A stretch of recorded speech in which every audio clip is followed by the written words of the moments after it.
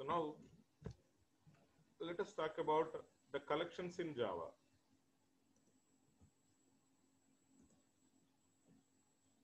So a collection is simply nothing but grouping a set of elements together and represent it as a single unit. So that is the job of the collection. So you can observe the first line of the statement. A collection groups together elements and allows them to be retrieved later. That means once you make the group, you can perform the operations like search,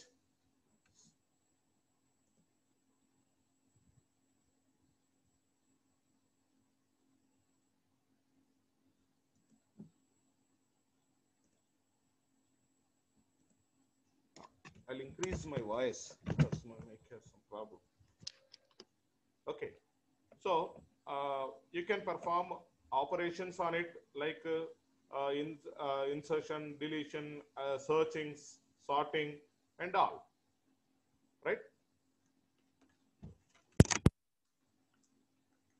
And a collection in Java framework that provides an architecture to store and manipulate the group of objects. So in Java, a collection is a framework. It provides a simple architecture to store and manipulate the group of objects, right?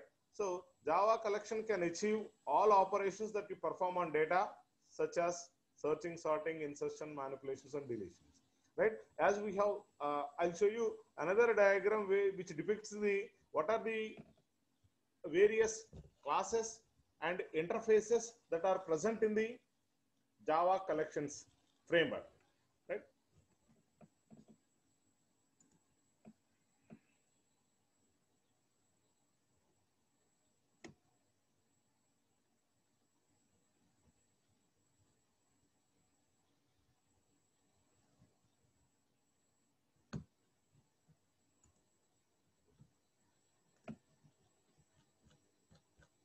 See, are you able to see this diagram?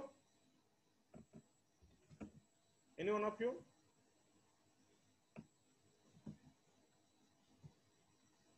Are you able to see the diagram? Is it visible to everyone or not?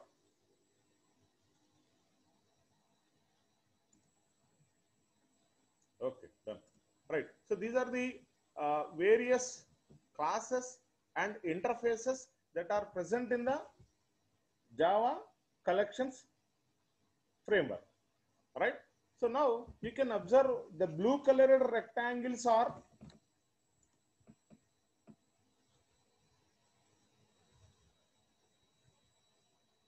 okay. So the blue color rectangles are interfaces and green color rectangles are classes. So you know the difference between class and interface. Interface contains only the methods. Interface contains only the methods, signatures only. It doesn't have any implementation part, right? Whereas a class contains both methods and data members, right? So now it is the responsibility of the class to implement the interface methods because it doesn't have any code. So that is the reason it is the responsibility of the class which is going to implement it. So here the list is an interface which can be implemented by array list, linked list, vector, and stack.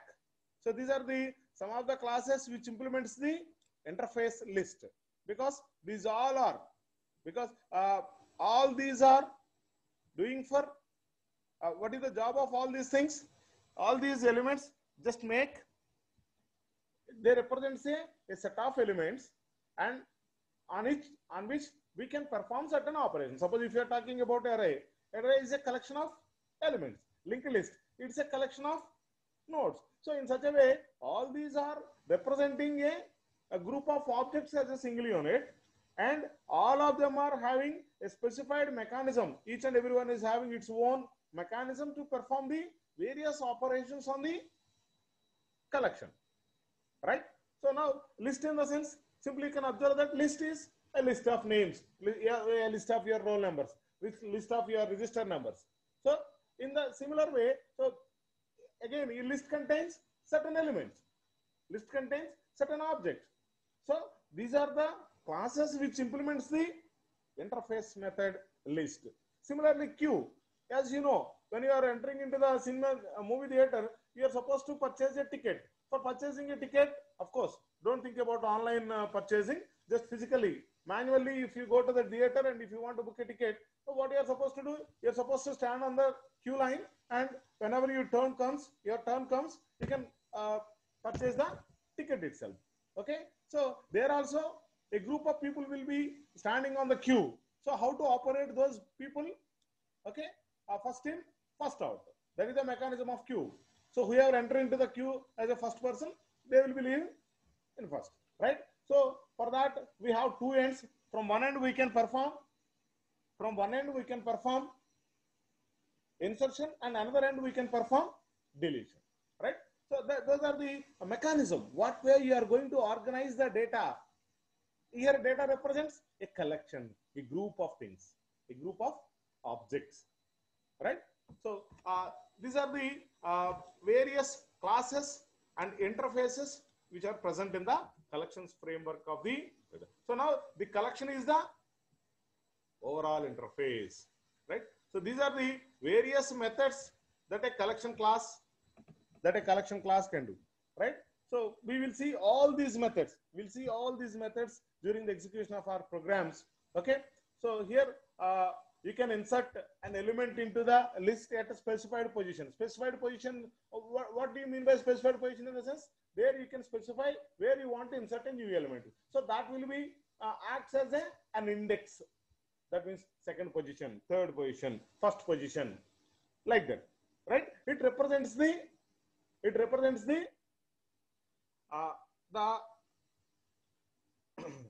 the position in the linked list, right?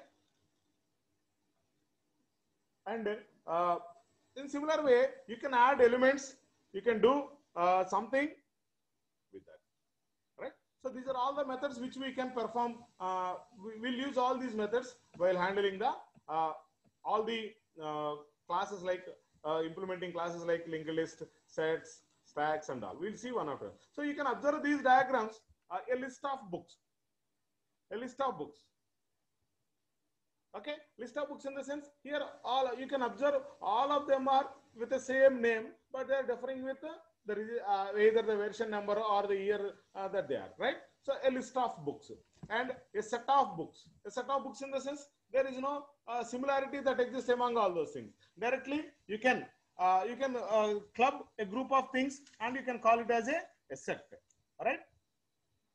A set is a, what do you mean by set? A set is an unordered collection of unique elements. An unordered collection of unique elements. That means there is no repetition in it. All the elements should be unique and there is no order on it. Whereas a list is a collection that remembers the order of its elements. Okay? They should be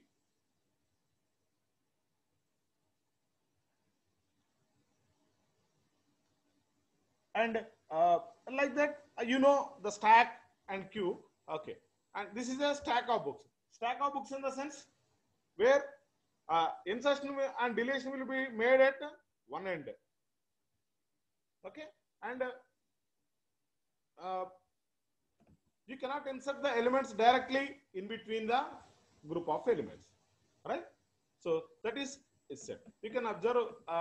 It is all. You can think in the list also you'll find number of group of books. Whereas a set is also contains a collection of objects, and a stack is also contain a collection of objects, and whereas a queue is also contain a collection of objects. So now you are supposed to understand how to handle all these collections by using different mechanisms that are supported by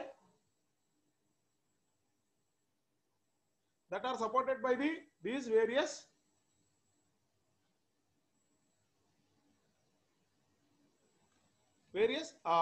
collections. Now, iterator interface.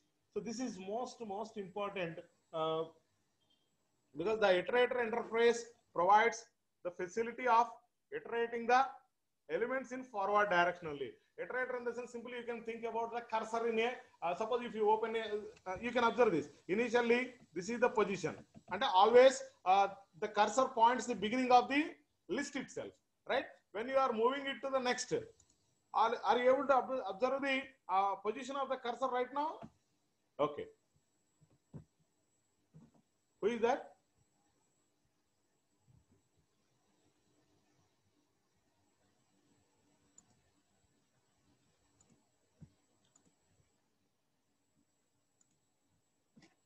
So like that, you can move the element. You can think about all these alphabets are objects of the list. And with iterator interface, what we can do is you can initially always it points the starting position. After that, you are able to move to the next. Like that, you can move till the end of the list. And what you can do, you are able to move previous direction. You are able to move the next direction, and you can remove an element. Like that, all these operations which you can perform. So this iterator interface will help you to traversing your collection,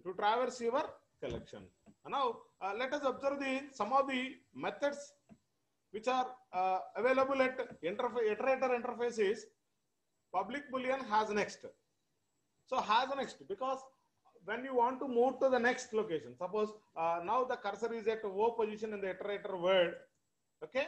Now, if there are no more elements, suppose if the cursor is here itself, imagine, is there any other elements in the same line? No, there are no more elements. So you cannot perform any kind of operation. Suppose if you want to delete something, or if you want to do something, if you want to move the cursor from this current position to the next position, what happens if you move to the next position? Because there is no element present in it. So where it has to go? So it is a problem with that. So that is the reason always you need to perform an operation when you have an element to be present in the next to the current position. So whether the element is present in it or not, you can verify with the help of this particular one, right? And similarly, the next operation is used for, this next method is used for moving the cursor from one place to another place. Suppose initially it is at the first position. If you call the method next, what happens is it will be moved to the next location. Okay. Again, if you call the same method, it will be moved to the next. Like that, it is going to be moved from.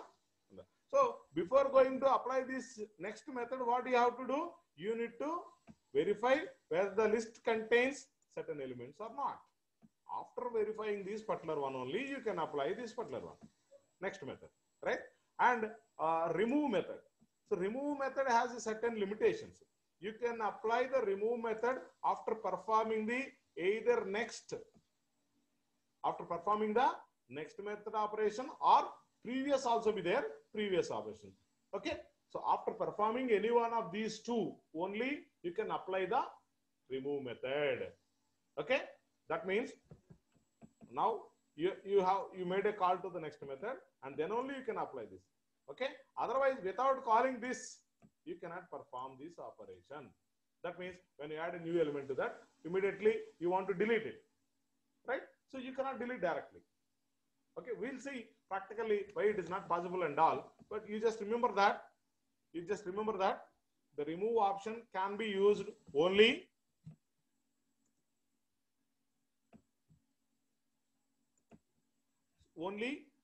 after performing the either previous or next function calls. Okay, and internally you just remember that all these collections are implemented internally using doubly linked list. Doubly linked list means every node will have 2 pointers. One is for representing the next node, and another one is representing for previous node. Am I clear or not? So internally, for moving forward and backward direction, internally they were implemented using doubly linked list, right? So now that is about a simple information about iterator. Of course, we will see all these things in a practical way. So one of the list interface can be implemented by linked list, as we have discussed how to create a linked list, how to insert an element linked list, and how to delete an element from the linked list manually. That means without using collections. Now let us try to observe the behavior of the linked list, how it is going to be created, and how we can perform addition, deletion, and all these operations on it with the help of collection, how simple it is, so that you can understand the beauty of Java. Okay, now let us see the execution of the program. right? This is the Java code for creation of a single linked list using a collections class, right? Now all of you understand this particular one. First, initially I was created linked list string. So here, what you can observe here, the linked list is a generic class. Generic classes are the classes which allow the types as a parameters rather than types. Types in the sense rather than passing the values. Okay. So here this time we are using it for the string. That means we I want to make a linked list with a string data type nodes. Okay. After that, if you want to change it to the integer, simply you need not change the entire code. Simply you can change the integer in the type. So that is the importance of generic classes. Here I was created a list L1 of type string of type linked list which can store string data type, right? So now L1 dot, what is L1? It is a linked list, right? L1 dot add of Ravi. L1 dot add of Ravi. That means initially the list is empty, because for that we have created two nodes like head and tail. Initially they were assigned with null. These things which we have done with the manual process. And then when you try to add a new node, what we did, head dot next is equals to the current node, and we will make current is equals to head. So that whatever the new node that you have inserted, that will act as a first node in it. Okay. And after that, when you want to add new one, what we did, head dot next is equals to second element which you want to insert, right? So like that we wrote some code for inserting elements into that.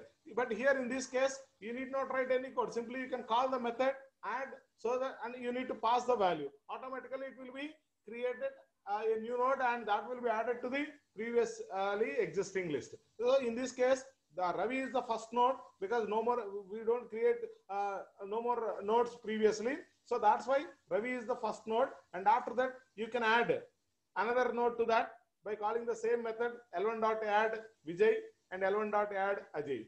Okay, now you have created a linked list L1 with three names, three nodes, Ravi, Vijay and Ajay, right? So that list was printed here itself. Okay, and then as I told you, you can add elements at a specified position. L1 dot add of 1 comma Gaurav. That means you want to add the node, new node at which position? 1 position. For that, what we did, we need to, in our previous example, inserting nth position element. So there, what we did is, we'll go, we'll traverse the list from the beginning to the desired position, and there we'll do certain operations how to link this new node to the previously existing one. But here you need not write that much of code. Directly you can write the statement, you can call the method, same method with a different compiled polymorphism. Did you observe this? Because here also the name of the method is add, here also the name of the method is add, only the difference is the parameters, right? So now with this syntax, you can add the new element at your desired position. Wherever you want to add, you can add it. No issue, right? So this is the statement for printing the elements after adding the Gaurav also, right? Now you can observe another method, another object is created for the linked list with the name linked list 2. Here I was added 2 elements to that. So now linked list 2 contains how many elements? 2 elements, Sonu and Hanumat, right? After that, here I made I am using another method of this particular linked list class, that is called as L1 dot, L1 is the first linked list, LL is the, or L1 you can call it, whatever it may be. LL is the first list.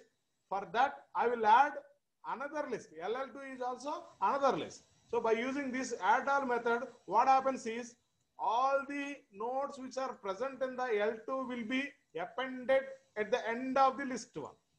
At the end of the list one. That means here you are able to join two nodes, two linked lists, L1 and L2.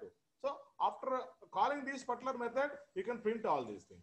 So that you can observe after executing this particular statement, the L1 contains both Ravi, Vijay, Ajay, Gaurav, and Sonu and Hanumat. These are the 5 nodes which we have previously created. All of you understand, right? Similarly, here I was created another list with the names L3, and L3 will be added to the first list also. But now first list contains initially created 4 elements, and then list 2 elements are also be added to that. Now for the list 1 contains 6 elements. After that, when you are adding the list 3 to the list 1, these entire things will be added to that. Now let